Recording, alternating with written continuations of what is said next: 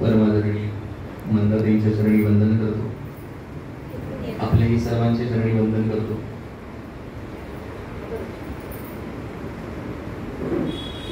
ओळख सांगताना त्यांनी सांगितलं काहीतरी चांगलं श्रवण व्हावं म्हणून त्यांनी मंदाताईंना सांगितलं. पण आता तुमच्या प्रारब्धात हेच आहे, आता काय करणार, मला प्रारब्ध भोगूनच संपावं लागतं. तेव्हा आपण सगळ्यांनी तर चांगलं श्रवण करूया म्हणून रामाला प्रार्थना करा की असं आहे, आधी माझा पिंड प्रवचनाचा नाही, पण प्रभूची आज्ञा, प्रभूची इच्छा. आणि मंदाताईंनी विचारलं, मला नाही म्हणताच येत नाही. म्हणजे प्रवचनाला नाही मंदाताईंना. हा, मग मला लक्षात आलं, मी हो म्हटल्यानंतर मी कशाला हो म्हटलंय. पण आता ठीक आहे, व्याघ्रसिंह समर्थांची ओवी आहे, व्याघ्रसिंह भयानक देखोनी भयाचकित लोक, परी त्यांची पिल्ली निशंकपणापुढे खेळली. वाघसिंहांच्या पिल्लांना वाटत नाही ते वाघसिंह आहेत म्हणून. पण इथे स्थिती अशी आहे, वाघसिंहापुढे हरणाचं पिल्लू आहे हो. पण असं ते आता काय. तेव्हा आपण सर्वजण जमलो आहो प्रभूच्या मंदिरामध्ये आणि शतकोत्तर रौप्य महोत्सव आहे. इतके वर्ष इथे मंदिर आहे. मंदिर संस्कृती आहे स्वतंत्र, आणि आपल्या भारतीय संस्कृताला ही मंदिर संस्कृती लाभली हे आपलं फार मोठं भाग्य आहे. भगवंताचं अधिष्ठान या ठिकाणी आहे, वास्तव तो सर्वत्र आहे. पण मला जिथे नमन करता येईल अशी जागा इथे आहे.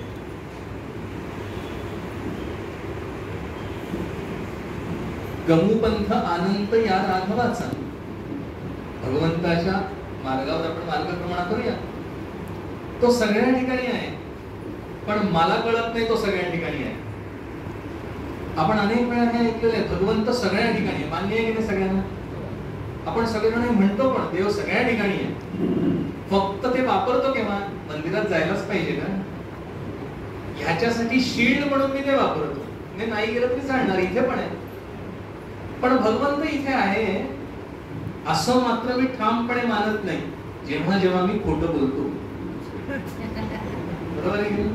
जेव्हा जेव्हा मी काहीतरी चुकीचं वागतो तेव्हा माझ्या लक्षात राहत नाही मग देव सगळ्या ठिकाणी आहे, देव मला बघतोय. सीसीटीव्ही आहे. सीसीटीव्ही असेल तर चोरावर जरा दडपण येतं. ते मिळतातच असं नाही बरं. चेहरा दिसला तरी शोधून काढत नाही, पण एक दडपण येतं. भगवंत सगळ्या ठिकाणी आहे. तोगे तोजितो राम सर्वत्र पाहे, ही साधकाची स्थिती आहे, सिद्ध पुरुषाची स्थिती आहे. तोगे तोजितो राम सगळ्या ठिकाणी त्याला राम दिसतोय, कारण तो स्वतः राममय झालेला आहे, म्हणून त्याला बाहेर राम दिसतोय. माझ्या आत इथे झालं, तो सगळ्या ठिकाणी आहे, तोच आहे, दुसरा कोणी नाहीच, असा विश्वास झाला की मला बाहेर दिसायला लागतं. आणि ती स्थिती येण्यासाठी म्हणून पहिल्या श्लोकाच्या शेवटी समर्थ म्हणतात गमू पंथ, तिथपर्यंत जायचंय. श्लोकाच्या मनाच्या श्लोकाच्या सुरुवातीला समर्थ म्हणतात गमू पंथ अनंत या राघवाचा. सुरुवात झाली तिथून, आणि ते साध्य करण्यासाठी म्हणून नको रे मला क्रोध हा खेदकारी, ही सुरुवात आहे. म्हणजे त्या प्री रिक्विजिट सांगितलेत पहिल्या 13 श्लोकात समर्थांनी, हे हवं. आणि मग सगळं सांगत सांगत शेवटी कळे आकळे रूप ते ज्ञान होता, तेथे आटली सर्व साक्षी अवस्था. या स्थितीपर्यंत जायचं. पण एकदम जाता येतं का त्या स्थितीपर्यंत?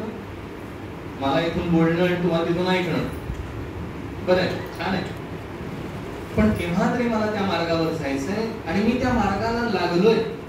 किंबहुना मी त्या मार्गाला लागलोय म्हणूनच तुम्ही इथे आले का? बरोबर आहे की? भगवंताच्या या पवित्र मंदिरामध्ये मला येऊन काहीतरी चांगलं श्रवण करूया, काहीतरी ऐकूया, अशी जी बुद्धी माझी झाली. आणि ही बुद्धी झाल्यानंतर माझ्या शरीराकडनं बुद्धीने जाणीवपूर्वक क्रिया करून घेतली. इथे आलो, मला आणलं, पाऊले चालती त्या वाटेला जाण्यासाठी आधी मला काही गोष्टींना वाटा द्याव्या लागतात. तुम्ही माझ्यामध्ये येऊ नका. हे करण्यासाठीची बुद्धी होणं, जागी होणं, हा सत्वगुणाचं लक्षण आहे. आणि आपण सगळेजण तसे आहोत, अशी एक बेसलाईन तयार करूया आणि आता इथून पुढे विचार करायला प्रारंभ करू. मला आता त्या मार्गाला जायचंय आणि ते मला साध्य करायचंय. मग काय करू? आपण 2 दिवसाचा कालावधी आहे, प्रवचनाचा कालावधी 2 तासाचा आहे, आणि प्रवचन तुम्हाला हे असं 2 दिवस ऐकायचंय. तर 2 तास ऐकणं तुमच्या सगळ्यांची सवय आहे, मला कल्पना आहे, कारण इथे अनेक कार्यक्रम आयोजित केले जातात. आपण सगळेजण ऐकत असता. तुम्हाला ऐकण्याची सवय असणार की मला बोलायची सवय नाही हो, अशी थोडीशी अडचण आहे. पण म्हणून आपण काय करू, सोयीस्कररित्या वाल्मिकी रामायण हा विषय बघूया. का बरं तो विषय? बोलायला सोपा, तुम्हाला ऐकायला बरं वाटेल, बरोबर आहे की नाही? तुम्हाला पटलं तर हो म्हणत चला बरं का. म्हणजे काय होतं, मलाही लक्षात येतं तुम्ही सगळे जागे आहात. कारण निद्रेला कुठे जा असं मी ऐकलं, निद्रेला कुठे जा म्हणून सांगितलं तर जिथे निरूपण चालू असेल ना तिथे तुला एक स्थान देतो, अनेक स्थानांपैकी ते एक स्थान देतो, तिथे जात जा म्हणे. म्हणजे न येणारी निद्रेची च्या लोकांना देखील तिथे निद्रा येण्याची कृपा होते. आपण असं गृहीत धरूया, ते शांततेकडे आकृष्ट होतात ज्यांना निद्रा येते त्यांना. आणि मला सांगा, प्रवचनाचा हेतूच तो आहे की नाही, शांततेकडे नेणं, बरोबर आहे की नाही? आता हो म्हणायचं की नाही म्हणायचं हा प्रश्न पडला, मला कल्पना आहे. पण शांततेकडे जाणं हे मान्य आहे, तिथेच जायचंय आपल्याला, पण अज्ञानात नाही जायचंय. आपल्याला शांतता ज्ञानात शोधायची, एवढा फरक मात्र करायचा आहे. मग काय करूया, कसं चिंतन करूया? मग सोयीस्कररित्या वाल्मिकी रामायण.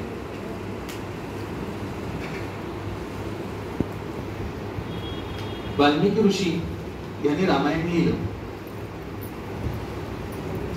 आपल्या शास्त्रामध्ये त्याला इतिहास असं म्हणतात. रामायण केव्हा लिहिलं? खूप वर्ष, 5000 वर्ष, कोणी 8000 वर्ष. आता मला खरं सांगा, 5000 वर्षापूर्वी लिहिलं का 8000 वर्षापूर्वी लिहिलं, तरी त्याची इंटेन्सिटी तेवढीच राहते. म्हणजे खूप वर्षापूर्वी लिहिलेलं आहे, इतके वर्षांपूर्वी लिहिलंय. आणि आजही त्याची योग्यता तेवढीच आहे, तशीच आहे, काही फरक पडलेला नाहीये. का? कारण लिहिणारे जे ऋषी होते ना, आपल्या या सगळ्या भारतवर्षाला ऋषींची परंपरा लाभलेली आहे आणि ह्या ऋषींच्या निर्मितीवर आपली संस्कृती टिकून आहे. म्हणूनच कालाओघामध्ये आपली संस्कृती नष्ट नाही झाली. ऋषींनी केलेल्या लिखाणाच्या आधारावर टिकणारी आपली संस्कृती, म्हणून ती टिकून राहिली वर्षानुवर्ष. त्याचं बाह्य स्वरूप बदललं. पूर्वी निरूपण होत असे, वर्षानुवर्ष निरूपणाची परंपरा, ऋषी सांगायचे आणि सगळे लोक ऐकायचे. त्यावेळात माईक नव्हता, आता माईक आला. निरूपण आहे तसंच आहे. पूर्वीच्या लोकांचा आवाज एवढा मोठा होता. एक विषय निघाला म्हणून सांगतो. आमचे जे गोडसे व रामदासी म्हणून होऊन गेले पूर्वी, 2019 साली ते गेले. मी 98 साली त्यांनी म्हटलेली राम मंदिरातली सवाई आमच्या ऑफिसामध्ये ऐकली. म्हणजे थोडक्यात इथे म्हटलेली सवाई कृष्ण मंदिरात ऐकायची. एवढं अंतर होतं आणि व्यवस्थित. हे त्यांच्या वयाच्या 70व्या वर्षी.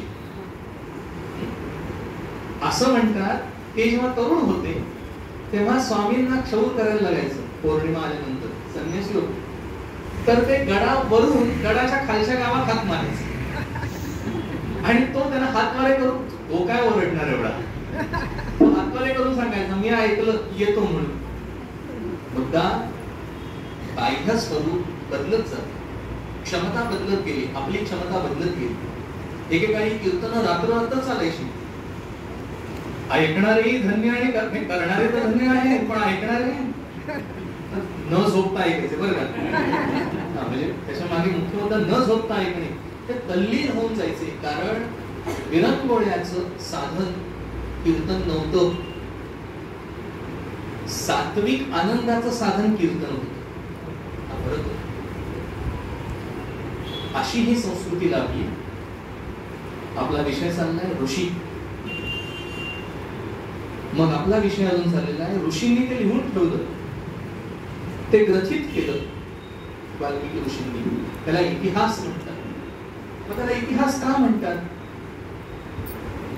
इतिहास केव्हा म्हणावं त्याला कारण आहे.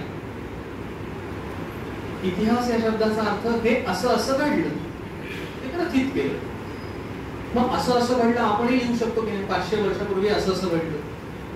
आपल्या त्या 500 वर्षापूर्वीच्या घडलेल्या गोष्टीच्या लिखाणाला इतिहासामध्ये पूर्ण मान्यता नाही देत. का? कारण लिहिणारा त्या घटना काळी उपस्थित नव्हता.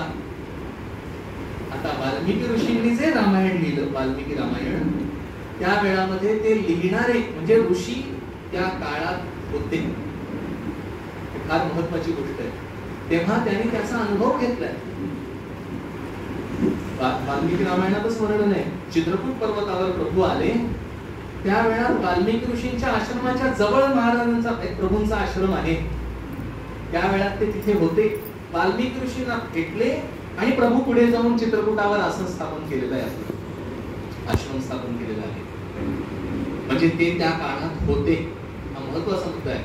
म्हणून त्यांनी जे लिखाण केलं ह्याला प्रमाण आहे. चक्षुर्वै सत्यम, बघितल्यांनी ते ग्रथित केलंय.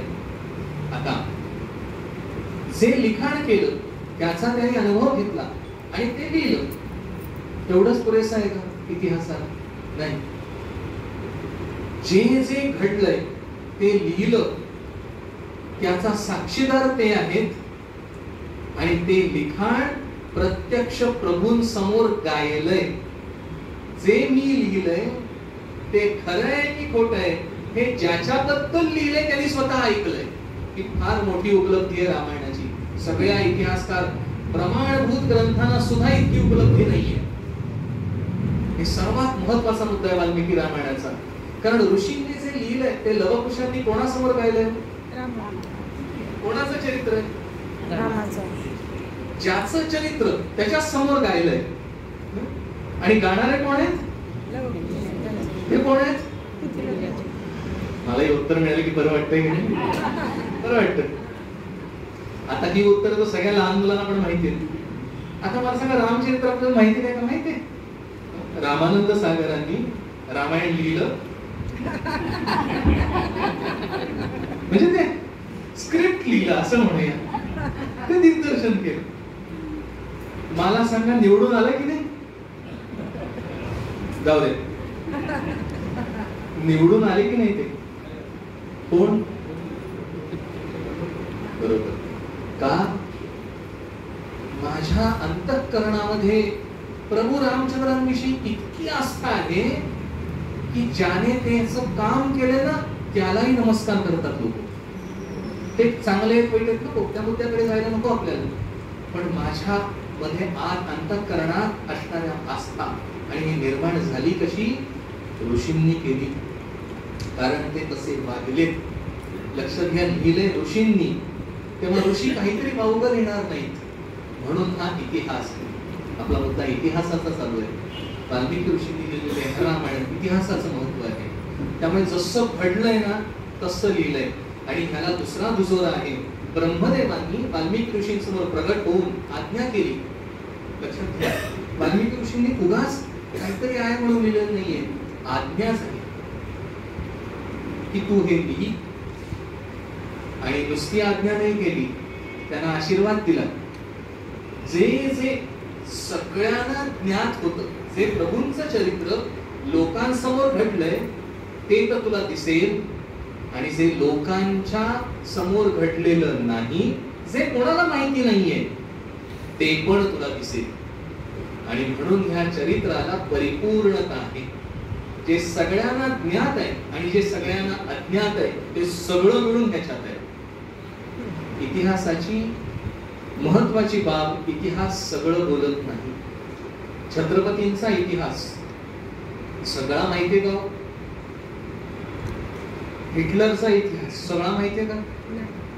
कोणाचाच सगळा माहिती नाही. कारण अज्ञात गोष्टी अनेक आहेत. लिहिणाऱ्याला सगळं माहिती नसतं. त्याने जेवढं ऐकलंय वा त्याला कळलंय याच्या आधाराने तो लिहितो. ह्या इतिहासाची ही विशेषता आहे. त्यांना सगळं कळलंय, सगळं त्यांनी श्रवण केलंय, नाही त्यांनी प्रत्यक्ष पाहिलंय. त्यांच्या डोळ्यासमोर ते उघडकीस आलं सगळं ब्रह्मदेवांच्या आशीर्वादाने. आणि म्हणून ह्याला अनन्यसाधारण महत्व आहे. म्हणून हा परिपूर्ण इतिहास आहे, संपूर्ण फुल होल. हे असं वाल्मिकी रामायण. हा इतिहास काय याचं आपण चिंतन केलं. इतिहास आवडतो आपल्याला, बरोबर? इतिहास आवडतो. इतिहास नुसता आवडत नाही, आपल्याला सांगायला पण आवडतं की नाही इतिहास, बरोबर आहे? मी काय काय केलं. तुम्हाला वाटतं हिस्ट्री पुस्तकात शिकवलेली नाही, मी काय काय केलं सांगायला आवडतं की नाही? मी असं केलं, मी तुमच्यासाठी किती परिश्रम केले सांगायला आवडतं. मी काय काय केलं. अहो ते लहान मूल आले आले सांगतं की नाही निरागसपणे मी काय काय केलं. पण तो गुणधर्म लहानपणापासून आहे. आणि हाच गुणधर्म आहे, सांगायला सगळ्यांना आवडतं मी काय केलं. ऐकायला आवडतं का त्याने काय केलंय? नाही. बघा, सायकोलॉजी आहे ही. माझा सायकोलॉजी हा विषय नव्हता, पण मनाचे श्लोक अभ्यास केला की नाही सायकोलॉजी होऊनच जाते. काही वेगळा अभ्यास करायची गरज नाही. तासभर अभ्यास केला, अभ्यास झाला म्हटलं नाही, सुरुवात केला या अर्थाने बघा की सायकोलॉजीचा अभ्यास होऊनच जातो. कारण आपले सगळे संत आणि सगळे ऋषी हे सायकोलॉजी जाणणारे होते. त्याला आता म्हटलंय सायकोलॉजी विषय. सगळेजण मन ओळखत होते. सांगायला ऐकायला आवडतो इतिहास. ऋषींनी हा इतिहास लिहून ठेवला. 24,000 श्लोक संख्या आहे वाल्मिकी रामायणाची. 24,000 श्लोक लिहिले वाल्मिकी ऋषींनी आणि ते लवकुशांना पाठांतराला दिले. आपल्याकडनं 205 मनाचे श्लोक पाठ होत नाही, त्यांनी 24,000 पाठ केले. त्याचं कारण आहे ना, बघा, आता मी ज्या पिढीत होतो त्याच्या आधीची पिढी, तुमची सगळ्यांची धरूया, असं आई सांगायची. आमची दिडकी पाऊणकी सगळे पाठ होते, बरोबर आहे? हे शब्द सुद्धा आता ऐकायला येत नाही, बरोबर आहे? सगळं पाठ होतं. 19चा पाठ आहे का? पाठ कोणाला? फार अवघड विचित्र आहे पाढा तो. मला पाढा पाठ नाही, पण मार खाल्लेलं पाठ आहे, माहिती मला, आठवत. म्हणजे याचं कारण व्यवधान कमी होती. आताच्या काळामध्ये अनेक व्यवधानं लहान मुलांची पण वाटते. त्यावेळा तेवढं टार्गेटिंग नव्हतं, आता ते झालंय. तो काळ इतका पूर्वीचा आहे की मन स्वच्छ असायचं. हल्लीच्या लहान मुलांना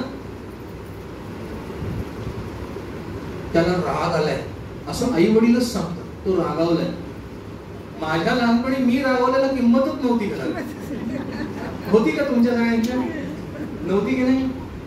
तुम्ही रागावलाय फार तर आई थोडं गोंजारायची. त्यातल्यात आजी आजोबा असेल तर बरं, ते जरा गोंजारायचे, कशाला रागावलाय म्हणून विचारायचे. तरी आई वडील तर विचारतच नसत. आणि जे आमच्याही पूर्वीच्या पिढीत त्यांना रागवण्याची सोय आहे हेच माहिती नव्हतं.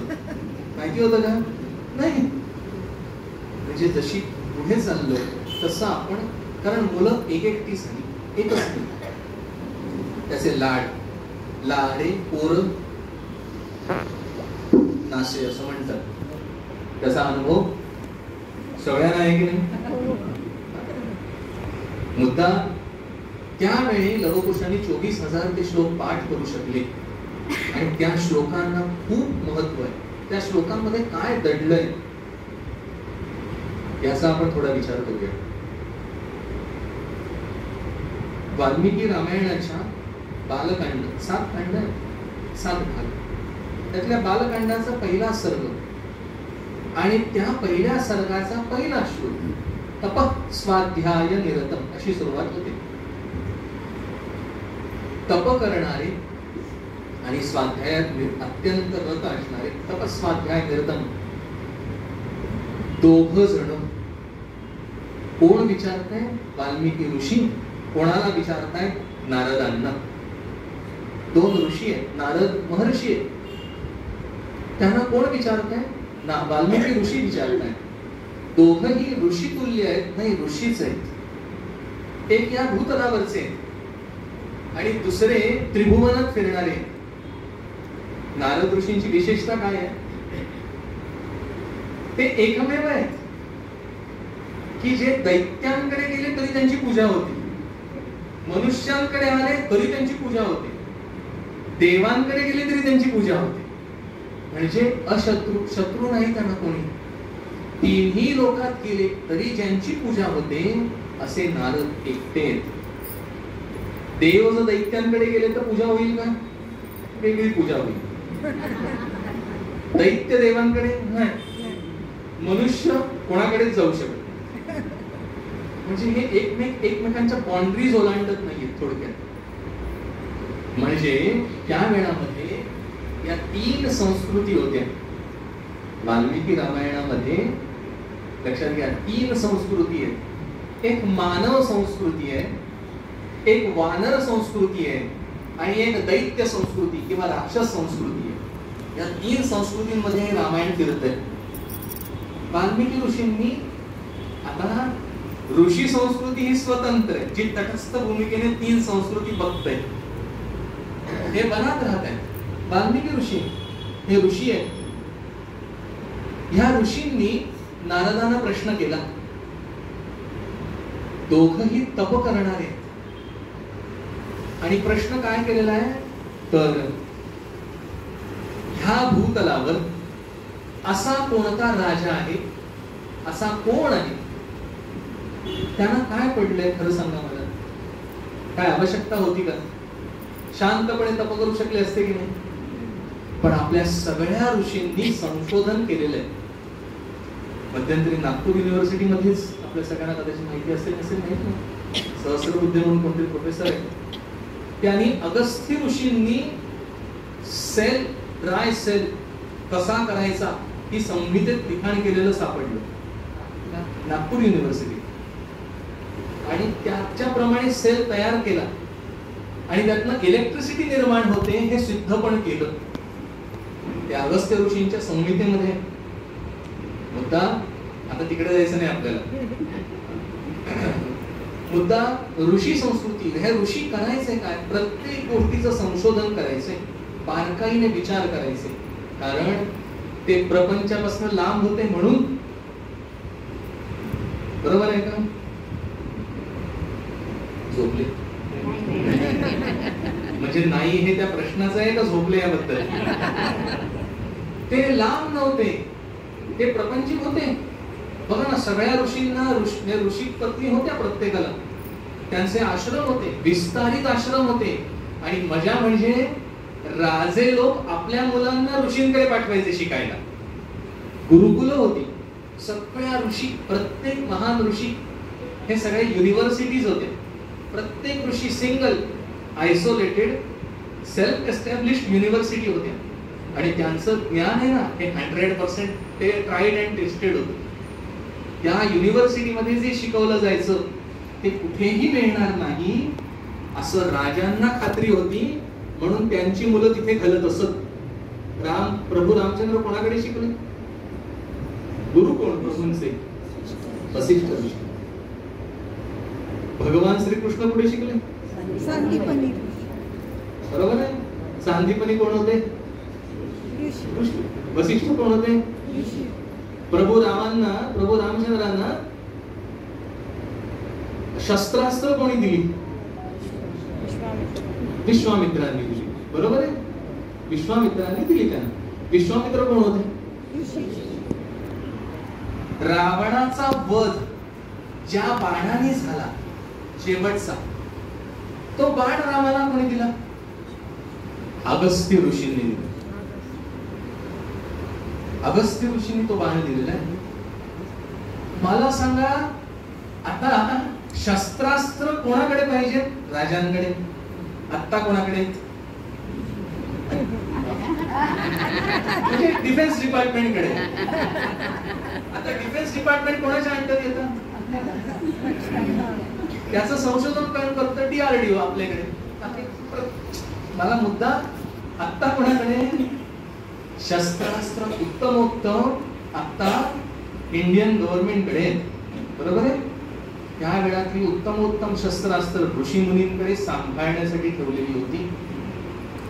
कारण त्यांना माहितीये ऍटम बॉम्ब निर्माण केल्यानंतर कोणाच्या हातात द्यायचा आहे.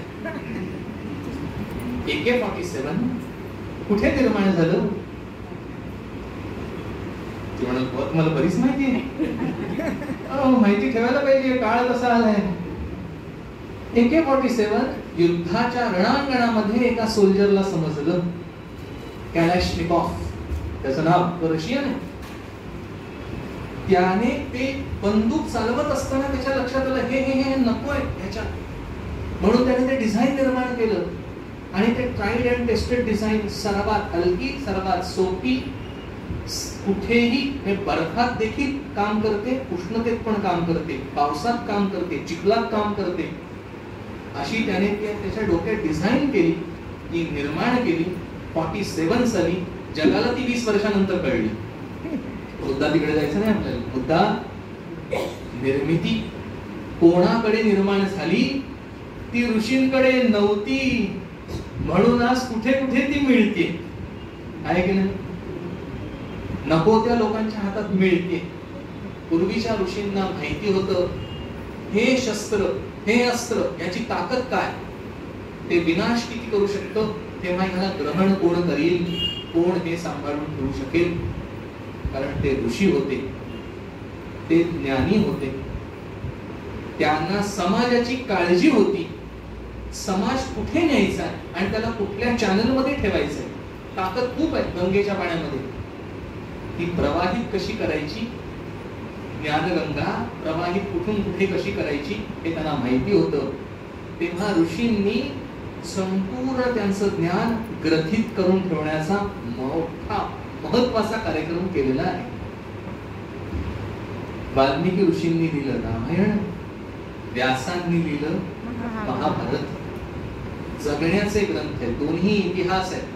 हे दोन इतिहास आहेत. कारण व्यास देखील त्या वेळात होते. वास्तविक पाहता महत्वाचा महाभारतातली पुढची पिढीच व्यासांची निर्मिती आहे. त्यांना माहितीये या दोघांमध्ये काय सामर्थ्य निर्माण होणार आहे. त्यांनी ते लिहून ठेवलं. व्यासोच्छिष्टम जगत सर्व. महाभारतात नाही ते कुठेच नाही. जगायचं कसं, जगण्याचा ग्रंथ महाभारत आणि जगून दाखवल्याचा ग्रंथ वाल्मिकी रामायण. कोणावर आहे तो ग्रंथ? रामावर. आणि राम जगले कसे हे सांगितलंय. ऋषींनी विचारलं, कोर्वस्मिन् सांप्रतम लोके गुणवान कश्च वीर्यवान धर्मज्ञश्च कृतज्ञश्च सत्यवाको दृढव्रतः. हा पहिला प्रश्न विचारलाय. असा ह्या भूतलावर कोण आहे? आणि हा महत्वाचा भाग आहे. इन प्रेझेंट, आता.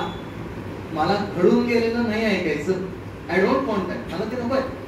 कोर्वस्मिन् सांप्रतम, आत्ताच्या काळात सांगा. प्रेझेंट टेन्सला खूप महत्व दिलंय ऋषींनी आपल्या. आत्ता मला काय करता येईल, मी आत्ता काय करू ते सांगा. आहे की नाही? मी आत्ता काय करू आणि मला काय मिळेल याच्यावर सगळं अवलंबून असतं की नाही आपलं आयुष्य. बरोबर आहे? दुकानात गेलो, दुकानात गेलो, पेस्ट विकत घ्यायला. दुकानदाराने 2 पेस्ट ठेवले. त्यातल्या एकावर एक फ्री असं लिहिलेलं होतं. काय वाटतं तुम्हाला कुठली घेतली जाईल?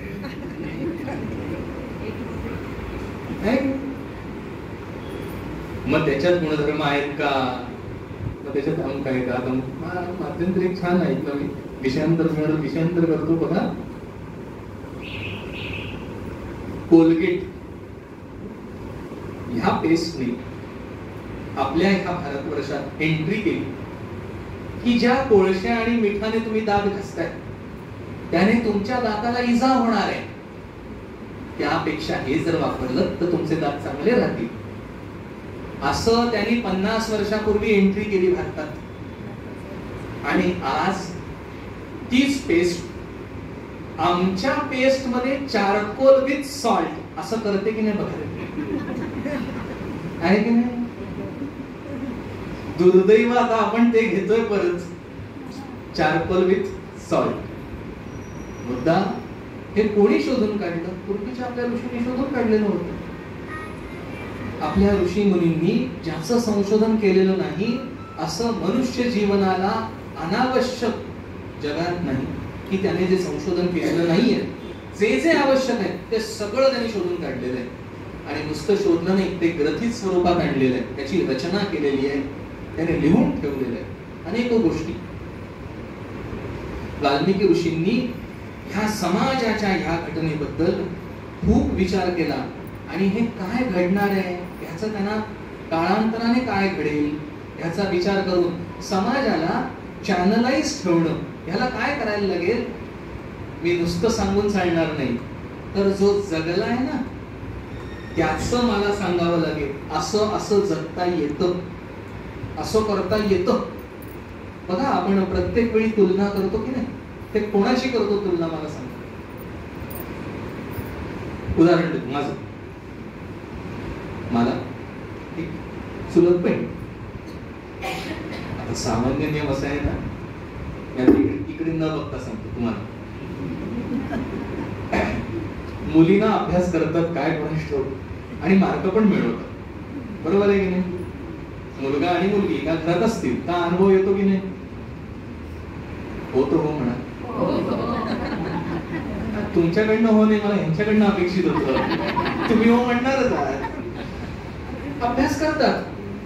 माझी बहीण अभ्यासात खूप हुशार. तिची हुशारी कशावरनं ठरली?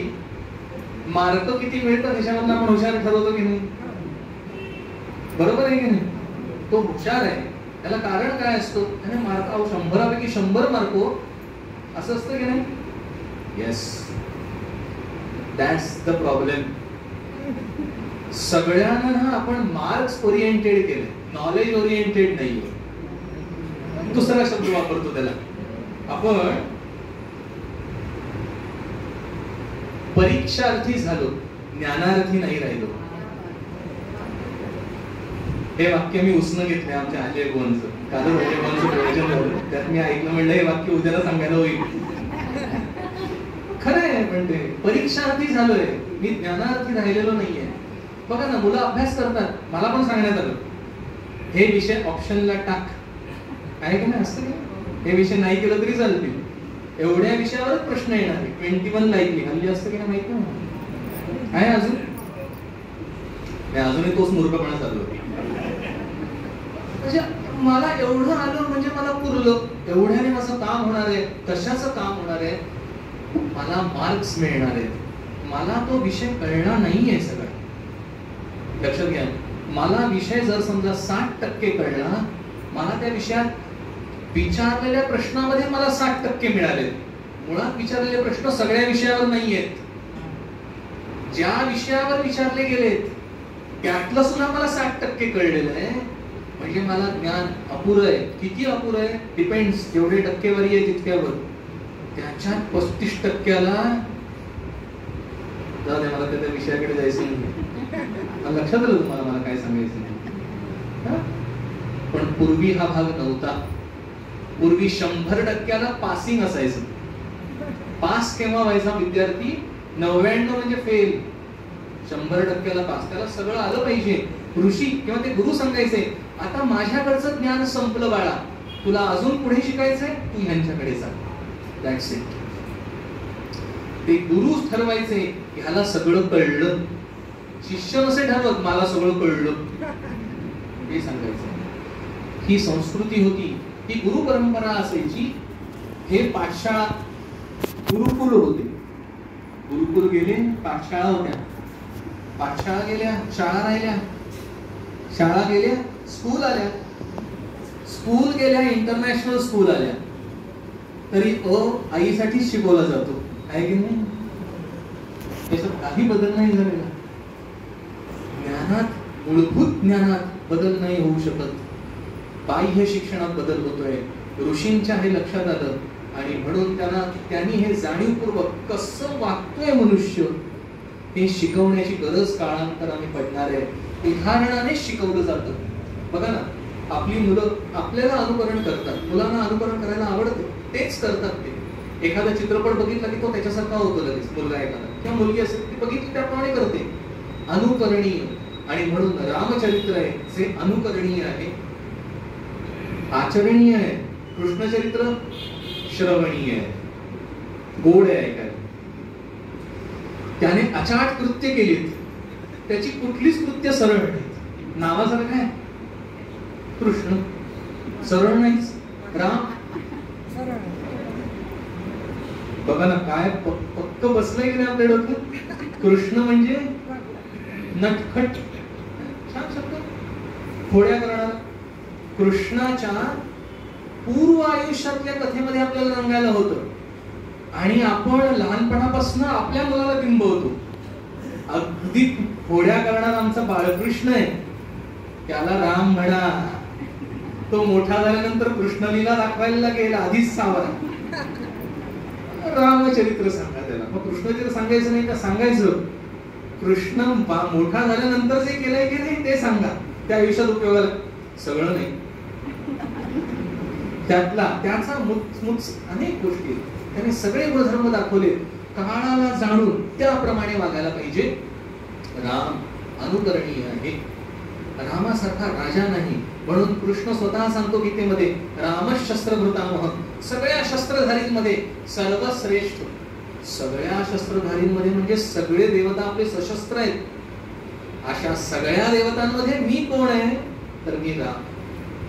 कारण तो जर कोपला तर देव सुद्धा कंपायमान होता. हे वाल्मिकी ऋषींना नारदांनी त्यांच्या प्रश्नाच्या उत्तरात सांगितले. आपला काय विषय चाललाय? नारदांना विचारतायत वाल्मिकी ऋषी, कोण वस्मित सांप्रतम, आत्ताच्या काळात, प्रेझेंट टेन्स, सांप्रतम लोके गुणवान कश्च वीर्यवान. गुण आहेत, सद्गुण आहेत. खूप गुणी हो मुलगा आमचा, काय करतो? काही करत नाही. मग त्या गुणांचा उपयोग काय? नाही. गुणवान कश्च वीर्यवान, तो सामर्थ्यशाली आहे. सामर्थ्य आहे, पण त्या सामर्थ्याचा उपयोग तो कोणासाठी करतोय? समाजासाठी करतोय. रावणामध्ये सामर्थ्य नव्हतं का हो? प्रचंड सामर्थ्य आहे रावणामध्ये. रावणामध्ये राजकीय सत्ता गाजवण्याचं सामर्थ्य देखील आहे. बघा ना, त्याने वाऱ्याला ठेवलं होतं. थोडं वाल्मिकी रावणाचं बाजूला जाऊन विचार करूया. वाऱ्याला ठेवलं होतं म्हणे, कशाला? रस्ता झाडायला. मस्त की नाही? रस्ते आपले झाडतायत, वारा आहे, काम काय दिले वाऱ्याला? रस्ता झाडून काढ लंकेतला. मुद्दा तो खूप उत्सुक, खूप हुशार, खूप सामर्थ्यवान, खूप बुद्धिमान आहे. पण त्याचे सगळे हे सामर्थ्याचे गुणधर्म स्वतःच्या स्वार्थासाठी, स्वतःच्या उपभोगासाठी. आणि रामाकडचे गुणधर्म परोपकारासाठी. हा महत्वाचा फरक आहे दोघांमध्ये. म्हणून ऋषींनी विचारलं, इतकं सामर्थ्य आहे आणि जो सगळ्यांच्यासाठी झटतोय असा कोण आहे? तेव्हा नारद ऋषी म्हणतात, असा राम आहे, जो कोपला, जो चिडला, तापला की देव सुद्धा घाबरतात. त्याचं उदाहरण आहे, समुद्राच्या वेळी प्रभूंनी समुद्र आला समोर, म्हणजे लंकेकडे जायचं, समुद्राच्या समोर येऊन बसले प्रभू. आता बघा, समुद्राला ते आज्ञा करू शकतात, पण आज्ञा केली नाही. काय म्हणाले प्रभू? मी त्याची आराधना करतो. काय कमाल आहे, केवढं सामर्थ्य आहे. एक बाण जर मारला तर समुद्र नष्ट होईल असं माझ्या ठिकाणी सामर्थ्य असताना त्या सामर्थ्याचा प्रभाव बुद्धीवर न येता बुद्धीच्या प्रभावाखाली सामर्थ्याला ठेवायचं, याला म्हणतात कंट्रोल. माझ्यात ताकद आहे म्हणून मी ताकद दाखवत नाही सुटायची, त्या ताकदीवर माझा ताबा पाहिजे. आणि हा कंट्रोल खूप दुर्मिळ आहे ना. माझ्या ठिकाणी सामर्थ्य जर आलं, माझ्या ठिकाणी सत्ता आली की मी सत्ताधारी आहे हे लोकांना दाखवून देतो की नाही? पटवून देतो? नाही. प्रभूंनी आराधना केली आणि आराधना झाल्यानंतर प्रगट नाही झाला समुद्र, तेव्हा ते चिडले आणि मग शस्त्र उचलता क्षणी तो समुद्र समोर आला हात जोडून. का? कारण देव घाबरले, आता हा त्रिभुवनाचा विनाश करणार. प्रभू त्रिभुवनाचा विनाश करील म्हणून समुद्र हात जोडून अनेक रत्न घेऊन बाहेर आला आणि प्रभूंच्या चरणी रत्न अर्पण केली. रामाने विचारलं, आता मी बाण लावलेला आहे धनुष्याला, आता वृथा जाणार नाही, मग मी कुठे सोडू ते सांग. तेव्हा त्याने सांगितलं, दस्यू नावाचे राक्षस मला त्रास देतात समुद्राला, म्हणून तिथे सोडला बाण आणि त्यांना नाश केलं, नष्ट करून टाकलं. मरु प्रांत म्हणजे असं म्हणतात राजस्थानचा भाग, त्या भागावर जो बाण पडला तिथलं पाणीच नष्ट झालं, वाळवंट निर्माण झालं. आता किती दयाळू आहे, मी तिथलं सगळा विनाश केला पण त्या मरुभूमीला आशीर्वाद दिला की तिथे जे जन्म घेतील ते अत्यंत सामर्थ्यशाली असतील. आहेत ना ती उंच निंच लोक, त्यांच्यात शक्ती अफाट असेल, त्यांच्यात स्वतःच्या सामर्थ्याचा आणि स्वतःच्या शरीरावर नियंत्रण असेल, तिथे भरपूर फळं फुलं येतील. पण तरी वाळवंट आहेस, वाळवंट नष्ट नाही झालं, सामर्थ्य आलं. वाळवंटात सुद्धा जे बाकीच्यांकडे आहे ते तुम्हाला मिळण्याची सोय करून देतात. असे जो कोपला तर त्रिभुवन घाबरेल असा राम आहे. एकंदरीत 13-14 गोष्टी ऋषींनी विचारल्या, वाल्मिकी ऋषींनी विचारल्या, 12 गोष्टी विचारल्या आणि नारदांनी तेवढ्या आहेतच प्लस अजून काही गुणधर्म सांगितले. आणि मग सगळं रामचरित्र थोडक्यामध्ये वाल्मिकी ऋषींना सांगितलं. कोणी सांगितलं? नारदांनी. संवाद कोणाचा चाललाय? 2 ऋषींचा, एकमेकांशी संवाद चालू आहे. ऋषींचा संवाद चालू आहे. लक्षात घ्या, काय बोलतात हे ऋषी एकमेकांशी? आपण भेटलो की काय बोलतो त्याचा विचार नका करू असं मला सांगायचं. आपण 2 व्यक्ती भेटल्या की काय बोललं जातं? 2 अज्ञानी भेटली तर भरपूर जगातल्या अज्ञानाबद्दलच गप्पा होतात. एक ज्ञानी एक अज्ञानी भेटला तर हा अज्ञानी ज्ञानाकडे, ज्ञानी माणसाकडे अज्ञान कसं जाईल ह्याच्याबद्दल प्रश्न होतो. आणि ज्ञानी त्या अज्ञानाला अज्ञान कसं घालवायचं याचं निरूपण करतात. आणि दोन ज्ञानी भेटले तर संवाद नाही, तिथे संवादच होत नाही. ते शब्देवीण ही ते दोघं अनुभवत असतात. काही संवाद नाही, तिथे मौन. कारण त्यांना दोघांना कळतं एकमेकांची स्थिती काय आहे. त्यामुळे संवाद शब्द संपतात, फक्त शांतता तेवढी राहते. पण हे दोन ऋषी एकत्र झाले, मग हे अज्ञानी होते का? नाही, हा त्यांचा कृपाळूपणा आहे की आपल्यासारख्या अज्ञानी लोकांच्या ज्ञानाची सोय करून ठेवतायत ते. म्हणून वाल्मिकी रामायण, वाल्मिकी ऋषींनी त्यांना विचारलं आणि नारदांनी त्यांना सांगितलं. काय काय सांगितलं? रामचरित्र थोडक्यात सांगितलं. हे थोडक्यात रामचरित्र ऋषींनी ऐकलं आणि त्याचं चिंतन करत होते. आणि तमसा नदीच्या किनारी ऋषींचा आश्रम आहे, वाल्मिकी ऋषींचं. आणि ते गेले आंघोळीला. भारद्वाज ऋषी त्यांच्या बरोबर आहेत. दोघ जण गेले. आंघोळ करत असताना क्रौंच पक्षी होता, नर आणि मादी, दोघ जण जोडतो. तिथे पारधी आला आणि त्याने बाण सोडले. पारध्याने बाण सोडला, त्यातला नराला तो बाण लागला आणि तिथे तो गतप्राण होऊन पडला. आणि ती जी मादी होती तिला अत्यंतिक दुःख झालं, कारण दोघं क्रीडा करतायत, खेळतायत एकमेकांबरोबर. त्या वेळात तो नर गेलाय आणि ती आक्रोश करू लागली. आणि हे ऋषी कृपाळू दयावंत, तिच्या त्या आक्रोशामुळे ह्यांचं हृदय कळवळून उठलं. ते दोघं आनंदित आहे, ह्या आनंदामध्ये ऋषी होते. आणि ते नर गेला आणि ती कळवळून उठली. उठल्यानंतर ऋषींनी त्या पारध्याला शाप दिला की तू कधीच समाधानी राहणार नाहीस, कधीच सुखी होणार नाहीस. हा जो शाप, ही जी शापवाणी, ती ह्या भूतलावरची पहिली निर्मिती झाली काव्याची. त्याला आपण श्लोक असं म्हणतो. हा पहिला श्लोक निर्माण झाला. आणि तो श्लोक का झाला? कारण तो गाता येऊ शकत होता. त्याला समचरण होते सगळे. त्याच्या आधी वेदवाणी आहे, सामवेद होता, गाता येतो, पण समचरण नाहीत सगळ्या ऋचांना. हा जो निर्माण झाला ह्यामध्ये ऋषींनाच आनंद झाला. आणि ते श्लोक तो गुणगुणतच, ती आपली स्वतःची शापवाणी गुणगुणत आश्रमामध्ये आले.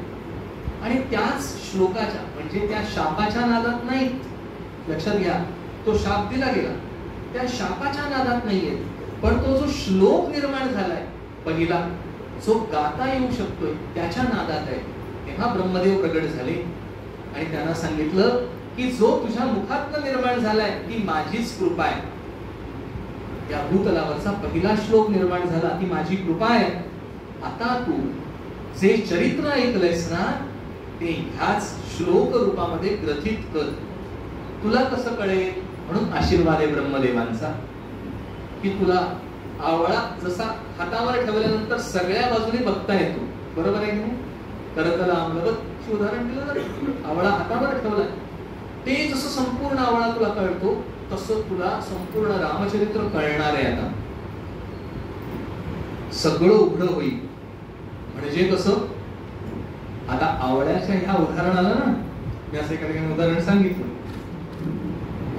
तिथे कॉलेजचा मुलगा होता, फिजिक्सचा विद्यार्थी, चांगला होता. त्याने मला हात वरतून प्रश्न विचारला, जो भाग हातावर टेकलाय तो कसा ऋषींना दिसला? बरोबर आहे की बरोबर आहे का? जो भाग हातावर टेकलाय तो कसा दिसला? हे मी त्याला सांगितलं. म्हणून ब्रह्मदेवाने आशीर्वाद दिलाय, जे अज्ञात आहे ना ते पण तुला दिसेल. त्यांना माहिती हा प्रश्न तू विचारणार मला, म्हणून ती सोय करून ठेवली त्यावेळेला.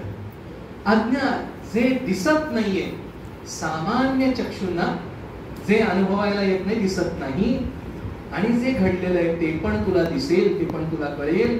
म्हणून हा इतिहास परिपूर्ण आहे, सगळं ऑल द होल रामचरित्र. आणि मग नारद मुनींनी सांगितलेलं चरित्र ब्रह्मदेवांच्या आशीर्वादांनी ऋषींनी त्याची सगळी रचना केली. रामायण, वाल्मिकी रामायणात 3 वेळा येतं. एकदा नारदांनी ऋषींना सांगितलं ते शॉर्ट मध्ये, थोडक्यात सांगितलं. बघा, हे जे ऋषीमुनी सांगतात ना तेव्हा ते शॉर्ट मध्ये सांगतात. एकमेकांना सांगितलं जातं तेव्हा ते शॉर्ट मध्ये असतं. त्यांना सांगितलं, त्यांचे प्रश्न होते, त्यांना उत्तरं मिळाली, त्यांना कळलं. आपल्याला ते कळणार नाही. जितके गुणधर्म सांगितले सगळे मिळून 22-25 तेवढ्या श्लोकात रामचरित्र सांगितलं. एका गुणधर्मासाठी एक श्लोक, म्हणजे जो गुणधर्म आहे तो सांगणारा एक श्लोक आहे. थोडक्यात अगदी तसं नाहीये, लगेच जाऊन चेक करा, तसं नाही, पण एक उदाहरण समजून घेण्यासाठी असं सांगितलं. त्यांना समजलं. परत वाल्मिकी ऋषींनी ते सगळं चरित्र थोडक्यात पण नारदांपेक्षा थोडं विस्तारित असं तिथे येतं. भारद्वाज मुनींशी बोलताना असं दाखवलं, स्वतः बोलताना की असं घडलंय. आणि मग सुरुवात होते ती लवकुशांपासून. वाल्मिकी ऋषींच्या आश्रमात ही मंडळी आहेत. त्यांना शिकवण्यासाठी, त्यांचं वय लहान आहे, त्यांना ते शिकवलं. वाल्मिकी ऋषींनी लिहिलं, त्यांनी पाठ केलं. वाल्मिकी ऋषींना कळलं ह्यांच्या ठिकाणी सामर्थ्य आहे हे पाठ करण्याचं, आणि ज्या पात्रतेने मी लिहिलेलं आहे त्या पात्रतेने ही मुलं मांडू शकतील. विषय ज्या तोडीचा आहे त्याच तोडीने, तितक्या आर्ततेने, तितक्या अशुद्ध भावनेने तो विषय मांडला गेला पण पाहिजे, तरच ते श्रोत्यांच्या अंतःकरणाचा ठाव घेणार आहे. त्यांनी ते लिहिलं आणि हे गाऊ शकतील म्हणून त्यांना समजावून सांगितलं. त्यांनी पाठ केलं. पाठ केल्यानंतर एकदा ऋषीमुनी सगळे जमले आणि जमलेल्या ऋषीमुनींसमोर ते गायलं. कोणी गायलं? लवकुशांनी गायलं. त्या ऋषीमुनींना इतकं आवडलं की प्रत्येकाने त्यांच्याकडे असणाऱ्या भेटवस्तू त्यांना दिल्या. आता ह्यामध्ये एक महत्वाचा भाग आहे, आपण हे सहज वाचून पुढे जातो. सांगितलंय कोणी? एका ऋषीने दुसऱ्या ऋषीने. लिहिलं कोणी? ज्यांनी ऐकलं त्या ऋषींनी लिहिलं. पाठ कोणी केलं? ऋषींचेच शिष्य आहेत, म्हणजे त्यावेळी ते ऋषीच आहेत. त्या ऋषींनी ऐकलं, ते पाठ केलं. गायलं कोणासमोर? पहिल्यांदा ऋषींसमोर गायलं. ह्या सगळ्या प्रक्रियेमध्ये ऋषीच आहेत. सर्टिफाय करणारे, हे समाजासमोर जायचंय आणि समाज याने घडणार आहे, तेव्हा ते सर्टिफाय पहिल्यांदा कोणी केलं?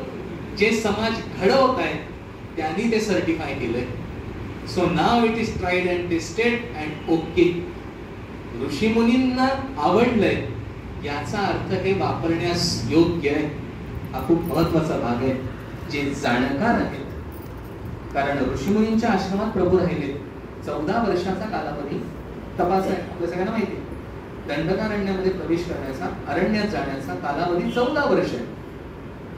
या 14 वर्षामधली जवळजवळ 12 वर्ष प्रभू वेगवेगळ्या आश्रमांमध्येच आहेत. आणि शेवटचा कालावधी आहे 2 वर्षाचा, तो नाशिक मध्ये घडलेला आहे, जो 1.5 वर्षाचा सीताहरणाचा आहे. तेवढ्या वर्षात रावणाला संपवलंय.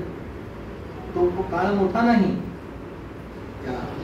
सीताहरणाच्या दृष्टीने मोठा काळ आहे, बरोबर, पण त्यांचा तेवढा काळ गेलेला नाहीये. तो गेलाय कुठे? ऋषीमुनींच्या आश्रमांमध्येच गेलाय. म्हणजे रामाने दाखवलेला सगळा महत्वाचा पराक्रम शेवटच्या 1.5-2 वर्षातला आहे. ऋषींच्या आश्रमात राहिले तेव्हा त्या सगळ्या ऋषींना माहिती आहे प्रभू कसे. लक्षात घ्या, ऋषींना ना ह्या अलक्षास लावी लक्ष, भणवणी साधक परमदक्ष, ओढू जाणे कैपक्ष परमार्थाचा. तो अलक्षास लक्ष लावतो म्हणून तो सावध असतो. तेव्हा त्यांनी बघताक्षणी माहिती होतं एक कोण आहे आणि ते कसे वागतायत. तेव्हा त्यांनी सर्टिफाय केलं. मग हे गेले आणि प्रभूंसमोर हे सगळं चरित्र गायलं. चरित्राचं गायन झालं. कोणासमोर झालं? दुसऱ्यांदा कुठे गायलं? चौकात गायलं अयोध्येच्या. आणि अयोध्याच्या चौकात गायल्यानंतर लोक म्हणाली, यांची एवढी स्तुती केली लवकुशांची. विचार करा, अहो ही मुलं कोणाची आहेत? प्रभूंची मुलं आहेत. म्हणजे राम आणि सीता. सीता अतिशय सुंदर आहे, राम कमी सुंदर नाहीये, ते पण लक्षात घ्या. म्हणजे उगाच लक्ष्मीनारायणाची आपण आता म्हणतो सगळ्यांनाच, दॅट पार्ट आपण ते बाजूला ठेवू. पण हे दोघं जण लक्ष्मी आणि नारायण आहेत. कारण ऋषींनी, वाल्मिकी ऋषींनी विचारलेल्या प्रश्नामध्ये एक प्रश्न आहे, ज्याला बघितलं की समाधान होतं, हा त्यांचा प्रश्न आहे. त्याला नारदांनी सांगितलं, ज्याचं दर्शन घेतलं की सगळ्या तापांचं हरण होतं, चंद्राप्रमाणे असा प्रभू आहे. तो दिसायला सुंदर आहे, प्रभू दिसायला सुंदर आहे, सीतामाई सुंदर आहे. आणि ह्या दोघांची मुलं आहेत. एक वाढलेत कुठे? ऋषींच्या ठिकाणी वाढले. म्हणजे ते नुसते दिसायला सुंदर नाहीत, ते असायला पण सुंदर आहेत. म्हणजे ते ज्ञानी आणि सर्व गुण संपन्न आहेत. आशांच्या मुखातून चरित्र ऐकतायत. म्हणजे जे गायलं जात आहे ते काय आहे? चरित्र आहे. ते कोणाचं आहे? रामाचं आहे. त्याला स्वतःची गोडी आहे. काव्य नव्हे हा अमृत संचय, असं सुंदर आहे. बोलणारे, गाणारे, जे गातोय ते अतिशय सुंदर आणि छान आहे. तेव्हा सगळे मोहित झाले आणि रामांकडे ही वार्ता गेली, तुम्ही ऐकावं. म्हणून रामांनी त्यांना बोलावून घेतलं आणि प्रत्यक्ष रामांसमोर ते गातायत. कोणाचं चरित्र गातायत? रामाचं. कोणासमोर गातायत? कोण गाताय? त्याचीच मुलं गातायत. आपणही आपल्या वडिलांना त्यांचं चरित्र ऐकवतो. तुम्ही असं वागायला नको होतं, अशा स्वरूपाचं ते असतं. म्हणजे ही कलियुग आहे. कलियुगामध्ये मर्यादा हल्ल्या आहेत. कलियुगामध्ये घडलंय काय? मर्यादा हल्ल्या. त्याचा परिणाम कली आहे, त्याचं कारण कली आहे, त्याचा परिणाम पण कली आहे. मर्यादा हल्ल्यामुळे कोणी कोणाला बोलू शकतं की मर्यादा संपली. मुलं शिक्षकांना शिकवतात की नाही? की असं ते वाईट वागतात. पूर्वी सोय होती नाही, आज ते 50 वर्षापूर्वी झाला.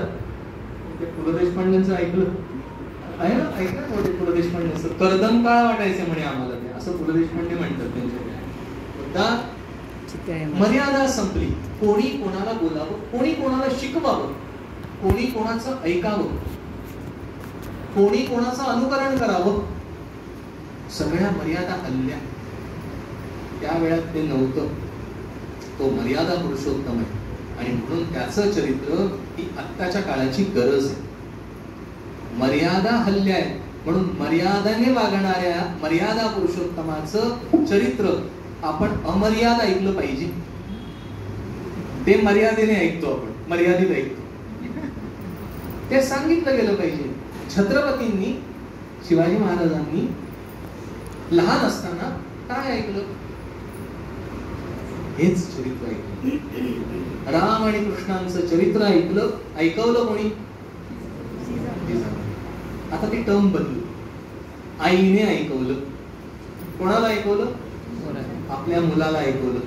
का ऐकवलं? कारण ते बिंबायला हवंय म्हणून. आईला समजलं माझ्या मुलामध्ये काय बिंबलं पाहिजे, तेव्हा आपण आता होणाऱ्या आईंना सांगायला पाहिजे ते बिंबवा म्हणून. लक्षात घ्या, मला माझा मुलगा, मला माझी मुलगी जर उत्तम हवी असेल व्हायला, तर मला त्यांना ते बिंबवायला पाहिजे जे उत्तम आहे. मी जर आता टीव्ही समोर बसलो तर माझ्यामध्ये ते बिंबणार आहे. बिंबाप्रमाणे प्रतिबिंब आहे की नाही? प्रतिबिंब वेगळं असतं का? नाही की नाही? तर म्हणा, प्रतिबिंब बिंबापेक्षा वेगळं असतं का? जनरली नसतो. नसावं. हल्ली काय घडेल सांगता येत नाही. ते घडतं पूर्वीच्या काळी आणि ते इथेच ह्याच कथेबद्दल सत्य आहे. त्याचं वर्णन करतात. प्रत्यक्षाहून प्रतिमा उत्कट. प्रभू प्रत्यक्ष आहे, त्याहून त्यांची जी प्रतिमा आहे ती उत्कट आहे की नाही? ते बिंबावत. म्हणून हे ऋषी रामचरित्र गातायत आणि ते रामांसमोर गातायत.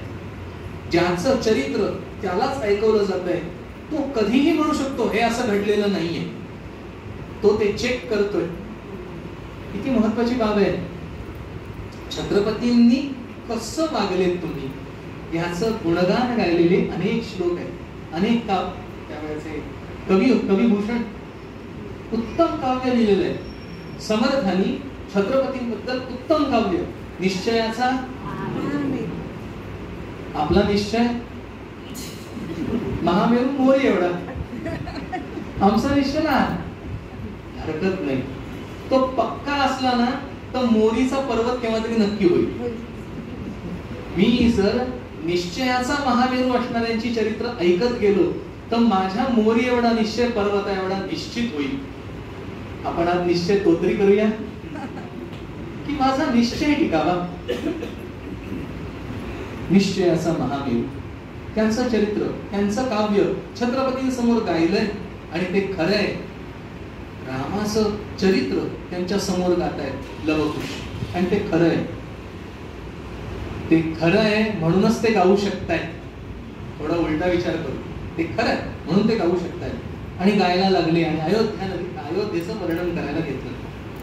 फक्त लक्षात घ्या, आपण रामायण पूर्ण बघणार नाही आहोत, काळजी करून. ते म्हणाल आत्ता ह्या रामायणाला सुरुवात झाली. किती वेळ आपण मगापासून काय काय बघतोय? विचारू प्रश्न. मी आधीच सांगायला पाहिजे होतं. मी प्रश्न विचारणार आहे बरं का, म्हणजे सावधतेने ऐकलं जातं आहे की नाही. काळजी करू नका, मी प्रश्न पण विचारणार नाही. मी मध्ये मध्ये विचारेन, तुम्ही जागे आहात बघण्यासाठी. प्रभूचं चरित्र सुरुवात होते अयोध्येचं वर्णन करायला. अयोध्या कशी आहे?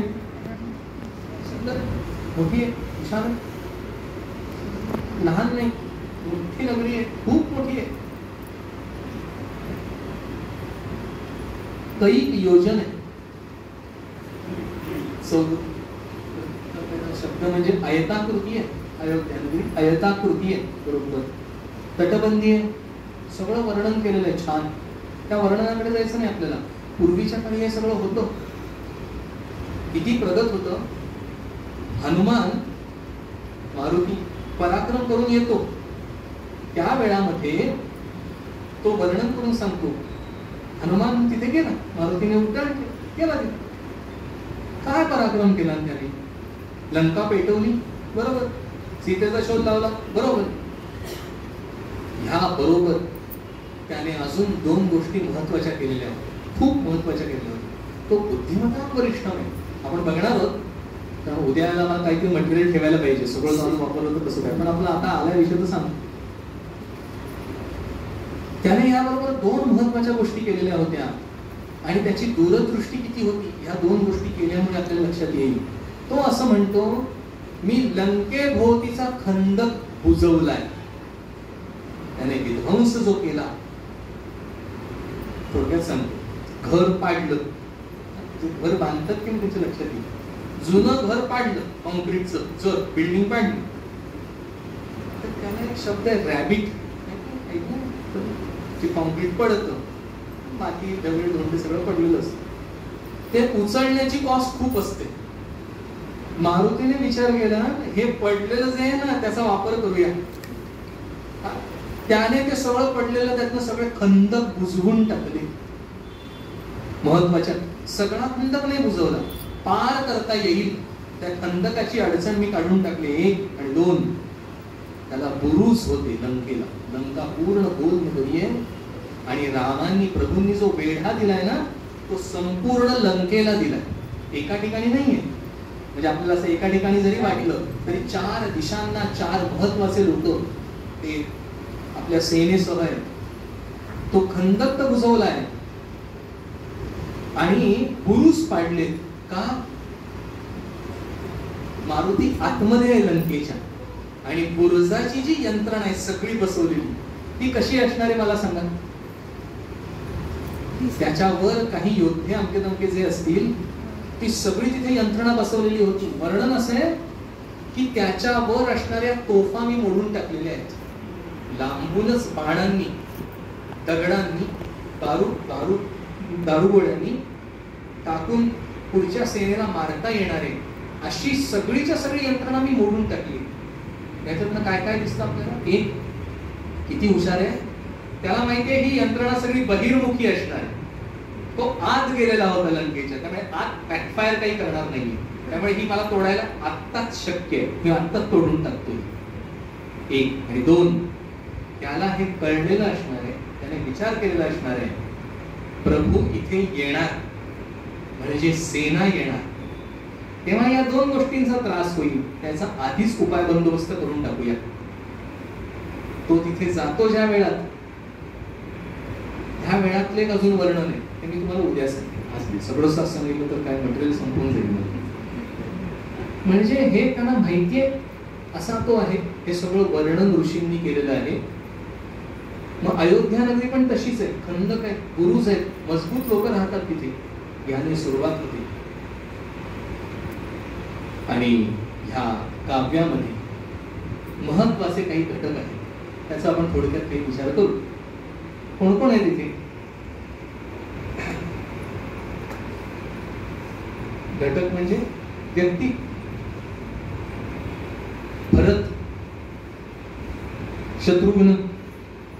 शत्रुघ्नाबद्दल किती माहिती आहे आपल्या सगळ्यांना? शत्रुघ्नाबद्दल किती वेळा विचार होतो? फार थोड्या वेळा होतो की नाही? त्याचा रोल ज्याने केलाय त्याला नुसतं उभं राहण्याचंच काम पडतं की नाही सिरियल मध्ये, पण बिचारा हो काय त्याचा रोल कमी नाही, त्याचा रोल महत्वाचा आहे नाही असं नाही. भरताला थोडे जास्त, लक्ष्मणाला, सीता, उर्वशी. तिचा संबंधच नाही रामायणात, तुम्ही नाही म्हणताय काय नाही. मी मध्येच गंमत म्हणून शब्द उच्चारला. उर्वशीचा रोल आहे, थँक्यू, जागे असं. उर्मिला आहे का रोल? काय रोल आहे? वाट पाहत बसणे. लक्षात घ्या, तिचा त्याग हा रोल आहे, तिचा त्याग हा रोल आहे. लक्ष्मण जाऊन सांगतो उर्मिला, मला परवानगी दे, मी जातो. and she gives. जायला परवानगी आहे त्याची, कारण तिला माहितीये लक्ष्मण रामाशिवाय राहू शकत नाही. ती खरोखर ओळखते लक्ष्मणाला, आहे की नाही? आणि नुसती ओळखत नाहीये, ती स्वतः देखील तशी आहे, अशी आहे ती. तिने त्याग केलाय, फार महत्वाचा भाग आहे रामायणामध्ये. खरं सांगू ना, त्यागाचं चरित्र म्हणजे रामायण. प्रत्येकाने त्याग केलेला आहे.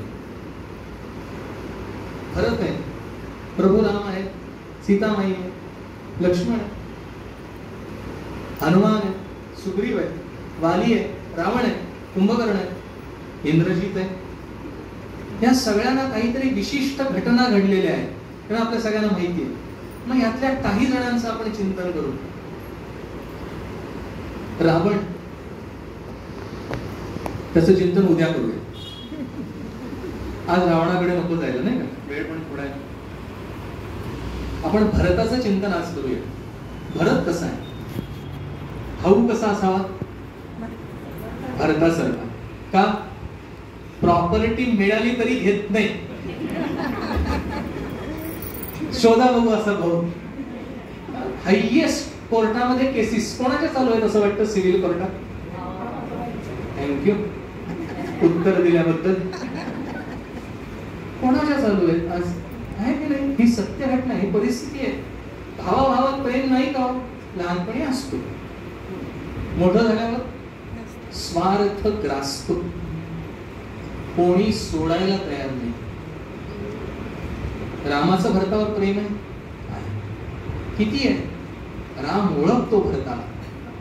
लक्ष्मण ताल वृक्षावर गेला आणि त्याने बघितलं सेना येते, सेना येते. बघितल्यानंतर तो चिडला आणि लांबून त्याने ध्वज बघितला आणि लक्षात आला हा ध्वज अयोध्येचा आहे. त्याने लांबून अंबारी बघितली आणि लक्षात आला हा अगदी दशरथ राजांचा आहे. म्हणजे ही अयोध्येची सेना येते. त्याने निष्कर्ष काढला इथे सुद्धा माझ्या रामाला, महत्वाचा भाग त्याचा विचार उद्या करूया, इथे सुद्धा माझ्या रामाला हा जगू देणार नाही का भरत. म्हणून तो खाली येतो चिडलेल्या अवस्थेत. तो शेषच आहे ना, चिडलेल्या अवस्थेत तो खाली येतो आणि रामाला सांगतो रामा असंच आहे आणि मी आता पुढे चढलो. तेव्हा प्रभू म्हणतात लक्ष्मणा मला खात्री आहे, बरंच काही आहे, मला खात्री आहे भरत मला परत घेऊन जायला आलेला असणार आहे. हे वाल्मिकी ऋषींचे प्रभूंच्या मुखी असणारं वाक्य सांगितलं. मला खात्री आहे तो मला परत घेऊन जायला आलेला आहे. ह्याला म्हणतात बंधू प्रेम. पक्क ओळखलंय भरत इथे कशासाठी आलेला आहे. आणि भरत कशासाठी आला होता, त्यासाठी आला होता. आता भरत पण ओळखतो. कसं ओळखतो, भरताने खूप आग्रह केला रामाला की तू चल. रामाने ऐकलं नाही. मग भरताने काय केलं, सुवर्ण पादुका प्रभू रामचंद्रांच्या पायामध्ये घातल्या. आता पुढे नको जायला. सो ही न्यू, त्याला माहिती होतं आतमध्ये कुठेतरी राम येणार नाही. तो पण प्रभूंना ओळखतोय. रामाने एकदा मुखातनं आपल्या शब्द काढला आणि सांगितलंय एक बाणी, एक वचनी, एक वचनी आहे. आता ह्याचं वर्णन तिथे नाहीये, आपल्याला इन बिटवीन द लाईन्स समजून घ्यायचं आहे. आता नाहीतर त्याने सुवर्ण पादुका आणल्या असत्या का, नसत्या आणल्या. मग रामाला द्यायला आणल्या होत्या, या सुवर्ण पादुका तुम्ही घाला असं आपण गृहीत धरूया की आता प्रभू रामचंद्र निघाले तर ते थोडी तसे निघणार आहेत. त्यांच्या पायात सोन्याच्या पादुका पाहिजेत, कारण त्या पादुका इथे ठेवून गेले म्हणून भरताने नेल्या. राईट, पण इन बिटवीन द लाईन्स त्याला हे माहिती होतं प्रभू एकवचनी आहेत. जर नाही आले तर ह्याच पादुका मला ठेवायला लागतील. ह्या पादुकांच्या आधारे मी करीन. तेव्हापासून पादुकांचं महत्व आहे. तेव्हापासून महत्व आहे, कारण त्या पादुका म्हणजेच प्रभू असं भरत स्वतः म्हणतो. तो म्हणतो ह्या पादुका हेच रामचंद्र असं गृहीत धरून आजपासून ह्या राज्यकारभार या पादुका करतील. काय खात्री आहे, मला हा फार झेपणार नाही राज्यकारभाराचा. ते रामांचं राज्य आहे, तेव्हा त्यांचं स्वरूप म्हणून या पादुका असू द्या, ते करतील राज्य. मग मी कोण आहे, मी कोण आहे, मी ट्रस्टी आहे. हल्लीच्या भाषेत मी कोण आहे, मी त्याचा कारभारी आहे, मी त्याचा प्रधानमंत्री आहे, मी कारभारी आहे. मी कारभार करण्यासाठी आहे. ते जे कारभार करतील ते कसे करतील, पदोपदी. भरताने हा विचार केलाय, इथे प्रभू असते तर काय निर्णय घेतला असता, हा विचार करून माइंडसेट तयार केले. आणि म्हणून एकपट जेव्हा परत दिलं की नाही भरताने राज्य, तेव्हा त्याला सांगितलं तुझं जो म्हणजे दशरथांकडनं मिळालेलं, जी तुझ्याकडे धरोवरती मिळालेली होती तो राज खजिना, तो आता 20 पट वाढलाय. किती, हे भरताचं कर्तृत्व आहे. हे कशामुळे तो साध्य करू शकला, प्रभूंच्या चरणी निष्ठा. That's all. भावावर निष्ठा आहे, पण त्यापेक्षा ते प्रभू मानतायत. भरत रामाला प्रभू मानतो. परत आल्यानंतर ते त्यांच्या मामाकडे, योधाजित त्यांचा मामाकडे असताना भरताला बोलावण्यात आलं. तेव्हा भरत परत आला. कैकेयीच्या आश्रमात, कैकेयीच्या राजमहालात गेला. गेल्यानंतर त्याने पहिला प्रश्न कैकेयीला काय विचारला, राजा कुठे आहे. पहिला प्रश्न, दशरथ राजा कुठे आहे, मला ते दिसत नाहीत, मला त्यांना नमस्कार करायचा आहे. काय मुलगा आहे, वडिलांना नमस्कार करायला मला धावायचंय. हे नाणं आहे बरं का. वडील पण तसे, मुलगा पण तसा आहे. दोघं तुल्य आहेत एकमेकांना, तुल्य बळ. तुल्य नव्हे, तुल्य बळ आहे. तो धावत येतो आणि दशरथ कुठे विचारतो, जेव्हा आई म्हणते, ती कैकेयी म्हणते, जे सगळ्या प्राण्यांची गती हीच तुझ्या वडिलांना मिळाली. वाल्मिकी ऋषींचं वर्णन ते करतात, जी सगळ्या प्राण्यांना गती मिळते ती तुझ्या वडिलांना मिळाली, म्हणजे ते केले. त्याबरोबर भरत लगेच विचारतो, आता मग मला सांग, माझा मोठा थोरला भाऊ कुठे आहे? कारण आजपासून वडिलांच्या ठिकाणी मला राम आहे. ही निष्ठा आहे. असा भरत आहे. भरत असामान्य आहे, प्रचंड सामर्थ्य आहे भरतामध्ये. भरत हा त्याच अंशातनं निर्माण झालाय. दशरथाला पायस मिळालं, आपल्या सगळ्यांना माहिती आहे, पायस मिळालं. पायस म्हणजे खीर, कामधेनूच्या दुधातून निर्माण केलेली खीर. खीर मिळाली, त्याने समोर ठेवली. दशरथ अग्नीने समोर राजाकडे दिली. थाळीमध्ये होती ती खीर. रजत झाकणामध्ये असणाऱ्या सुवर्णाच्या थाळीमध्ये ती खीर दिली. खीर दिल्यानंतर दशरथ राजाने अर्धी खीर कौसल्याला दिली. दशरथ राजाला राण्या किती? अपेक्षित उत्तर. दशरथ राजाला राण्या 303. 3 पट्ट राण्या होत्या. कौसल्या, सुमित्रा आणि कैकेयी पट्ट राण्या. त्याच्या व्यतिरिक्त 300 राण्या होत्या दशरथ राजांना. त्या पट्ट राण्यांना खीर द्यायची असं त्याने मनाने ठरवलं. अर्धा भाग दिला कौसल्याला. आता उरली किती? पोळी. जरा पोळी अर्धी तोडली, अर्धी पोळी राहिली. अर्धा खीर, त्याचा अर्धा भाग सुमित्रेला दिला. आता राहिली किती? पाव. त्याचा अर्धा कैकेयीला दिला. आता उरलेला जो अर्धा पाव होता तो परत सुमित्रेला दिला. म्हणून सुमित्रेला 2 मुलं झाली. एकाचं नाव लक्ष्मण, दुसऱ्याचं नाव शत्रुघ्न. एक सुमित्रेचं गंमत कशी आहे, दोन्ही मुलं दोघा जणांकडे. शत्रुघ्न कायम भरताबरोबर, बहिष्य प्राण. भरताचा बहिष्य प्राण म्हणजे शत्रुघ्न आणि रामाचा बहिष्य प्राण म्हणजे लक्ष्मण. 2 दिले म्हणून एक भरताकडे आणि एक रामाकडे. सुमित्रा त्या एकाच खिरीपासून या 4 जणांची निर्मिती आहे. म्हणजे ही 4 नसून एकाची 4 झालीत. विष्णूच्या एकाच अंशापासून ह्या 4ांची निर्मिती आहे. यांच्यामध्ये सामर्थ्य कमी जास्त नाही, अंश रूपाने भाग घ्यायचा आहे. शेष म्हणून त्याच्या अंश तिथे प्रबलित केला म्हणून लक्ष्मण. कारण शेषाची उत्पत्ती आपण म्हणतो, त्याचा अंश त्याला प्रबलित केला, वाढवला तुझ्यासाठी. तू या अंशाने बघ.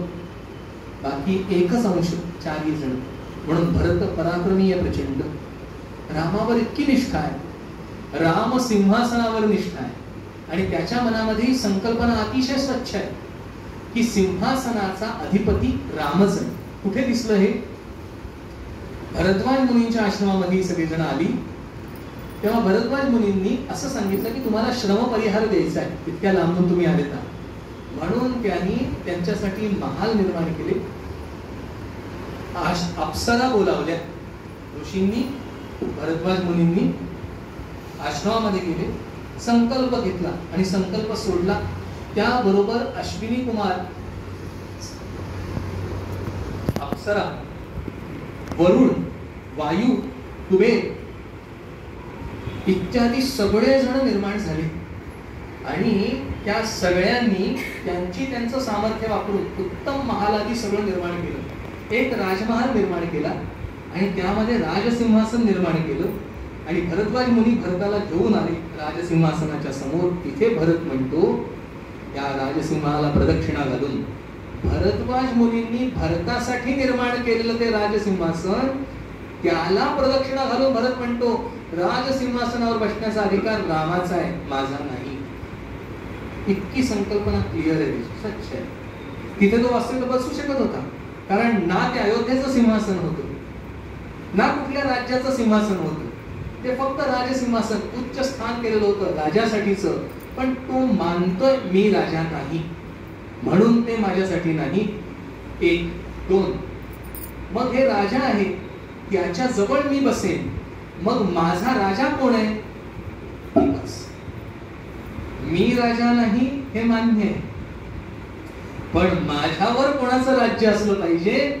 दुसऱ्या कोणाचंही नाही, ते फक्त रामाचंच असेल. मला दुसरा राजा मान्य पण नाही. याला म्हणतात भरत. असा हा भरत आहे, असामान्य आहे. भरत प्रभूंकडे जातो, त्या सिंहासन पादुका घेऊन येतो. भरत जात असताना भरताला आज्ञा प्रभूंची आहे, जशी माझी आई कौसल्य आहे तसंच कैकेयीला सांभाळ. भरताला ही आज्ञा द्यावी लागते, म्हणजे त्याच्या मनात किती बसलंय कैकेयी बद्दल हे लक्षात येतं.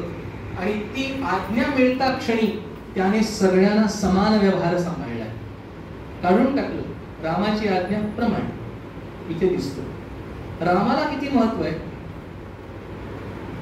2 जण शत्रुघ्न आणि भरत महालामध्ये आहेत आणि अजून रामांकडे जायचे. महालामध्ये असताना एक द्वारपाल शत्रुघ्नाला म्हणतो, मंथरेला येताना बघून हिच्यामुळे सगळं घडलंय. असा एक द्वारपाल शत्रुघ्नाला म्हणतो. त्याबरोबर शत्रुघ्न तिला जोरात आपटतो जमिनीवर. तिचं डोकं आपटतो, म्हणजे वर्णन असं आहे, तिचा केस धरून आपटतो तिला आणि तसंच खेचत आणतो. तेव्हा भरत शत्रुघ्नाला म्हणतो, हिला सोड, हिला मारू नकोस. का? स्त्रीला मारल्यानंतर रामाला आवडणार नाही म्हणून मारू नकोस.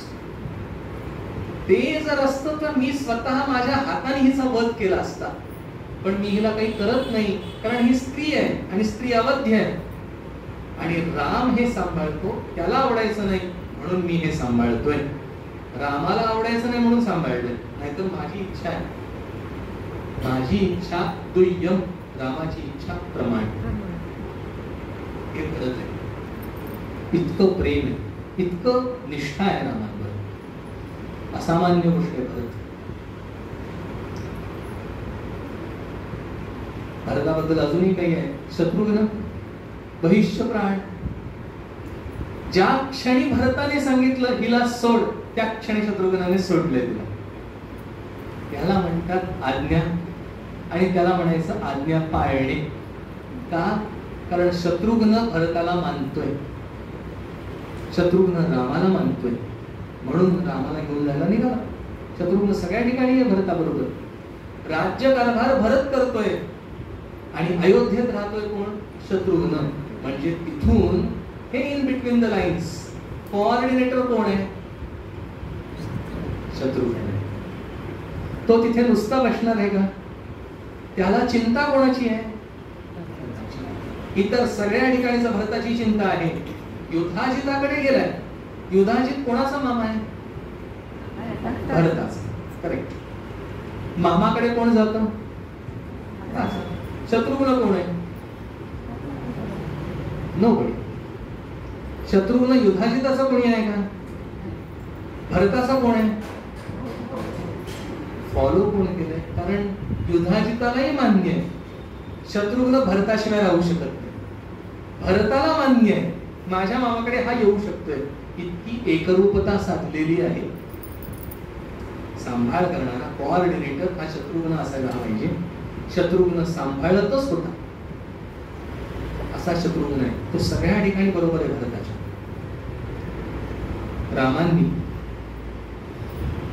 रामांबद्दल आपल्याला उद्या विचार करायचा आहे. ह्याचप्रमाणे सुग्रीव आणि वाली. बघा ना, एकाच ठिकाणी आपल्याला 2 कथा मिळतात राज्या संदर्भातले, आहे की नाही? एक भरत जो रामाला राज्य देतोय आणि दुसरा वाली जो राज्य घेतोय. बरोबर. ह्याच्यापेक्षा पुढचा रावण आणि कुबेर हे दोघं सावत्र सख्खे भाऊ आहेत. सावत्र भाऊ आहेत. एकाच ऋषींची 2 मुलं आहेत. एक देव आहे आणि दुसरा दैत्य. रावणाने लंका ही नगरी कुबेराकडनं हिसकावून घेतलीये, किंबहुना कुबेराने त्याला देऊन टाकली. ही नगरी कुबेराची, सोन्याची. लंका कोणाची? कुबेराची. कुबेराच्या अधिपत्याखाली तेवढी वाढलेली आहे, ती रावणाने घेतली. रावणाने सांभाळून उत्तम केलं, नो डाऊट. ती नगरी आहे, भावाकडची नगरी हिसकावून घेतलीये. वालीने हिसकावून घेतलेलं नाहीये, एक एक पायरी पुढे येते. लक्षात येते का? भरत आपलं राज्य रामाकडे देतोय, राम आपलं राज्य भरताकडे देतोय. सो भांडण चाललंय, राज्य कोणी करायचं. पण एक म्हणते तू कर आणि दुसरा म्हणते तू कर. म्हणजे राज्याबद्दल कोणी करायचं हे भांडण जरी असलं तरी अहंकार आणि स्वार्थ एका ठिकाणी नाहीये. वाली राज्यकर्ता आहे, सुग्रीव राज्यकर्ता नाही. त्याने वालीकडे राज्य दिलं पण लगेच परत, परंतु ह्याच्यावर थांबला नाही. त्याने राज्य हद्द पार केलं वालीने सुग्रीवाला. सुग्रीवात सामर्थ्य आहे, वाली एवढंच आहे. तो निष्ठावान आहे, पराक्रमी आहे. किती पराक्रम आहे? ज्या वेळामध्ये ही सगळी सेना, रामांची सगळी सेना लंकेमध्ये जाते आणि लंकेत गेल्यानंतर गोपुरावर चढलेला रावण बघतो, तेव्हा सुग्रीव उड्डाण करतो आणि रावण आणि सुग्रीवाचं तिथेच युद्ध होतं. अजून युद्ध सुरू झालेलं नाही, युद्धाला सुरुवात नाही. पण रावणाला बघितल्यानंतर मित्रप्रेमामुळे इतका राग भरलाय सुग्रीवाच्या मनात रावणाबद्दल की तो उड्डाण करतो गोपुरावर आणि तिथे युद्ध सुरू होतं दोघांचं.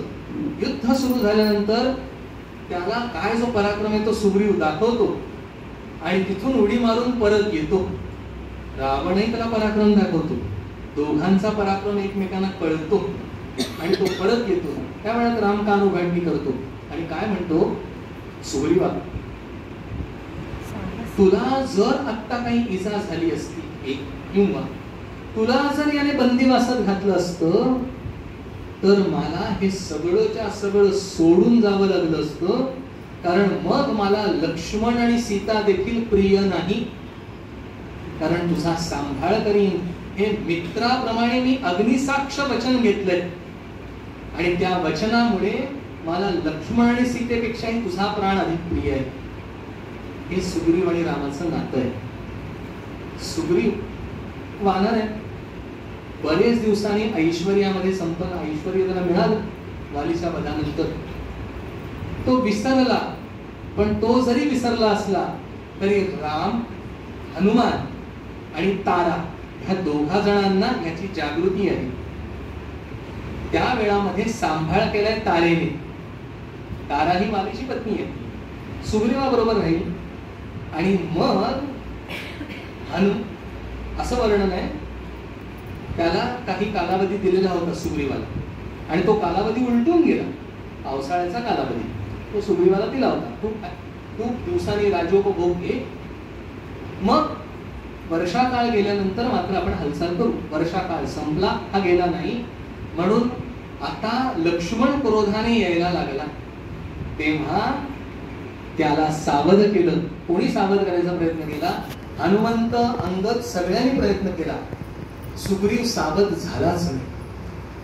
मग हनुमंताने आयडिया केली, युक्ती केली आणि सांगितलं, तू एक काम कर. कोणाला सांगितलं? तारेला सांगितलं, तू पुढे जा आणि लक्ष्मणाच्या इथे जा. का? लक्ष्मण स्त्रियांकडे बघत नाही वर मान करून. हे खात्री हनुमंताला आहे. आणि स्त्री आल्यानंतर तो जो आवेश आहे लक्ष्मणाचा तो निम्मा होईल, तो थोडा सौम्य होईल. तो सौम्य झाला की त्याच्याशी वार्तालाप करता येईल. तारेने लक्ष्मणाला सांगितलं, तुम्ही ज्यासाठी चिडला आहात ते योग्य आहे. म्हणजे त्याचा योग्य म्हटल्यानंतर त्याचा परिणाम कमी झाला. आणि मग सांगितलं, मी आधीच वानर पाठवलेले आणि वानर सेना गोळा होती आणि लक्ष्मण हे चिडलेला असतानाच काही वानर समूह येऊन पोचलेले होते. याला म्हणतात राणी. राजा बलवान पाहिजे, हुशार पाहिजे, मुत्सद्दी पाहिजे, तितकीच राणी पण त्याला सहाय्य करणारी पाहिजे, तर राज्यकारभार उत्तम होतो. आणि याला म्हणायचं पत्नी. आपलं घर सांभाळायचं असेल तर हे दोन चाकं समान धावणारी पाहिजे.